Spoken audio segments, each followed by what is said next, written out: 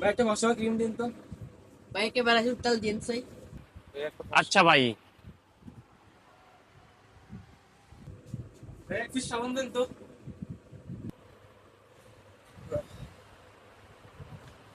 আচ্ছা ভাই, আপনি ওই যে বিদ্যুৎ অফিসে বিল নেন ওই লোক না? হ্যাঁ হ্যাঁ ভাই আমি দিতেছি। আহ, ও আচ্ছা, সবাই লাইনে দাঁড়ান, লাইনে দাঁড়ান। এই নেন আপনার ফসওয়ার ক্রিম, এই নেন আপনার প্যারাশুট তেল। সাবানটা। ভাই এখন লাঞ্চের টাইম হয়ে গেছে, আপনি লাঞ্চের পরে আসেন।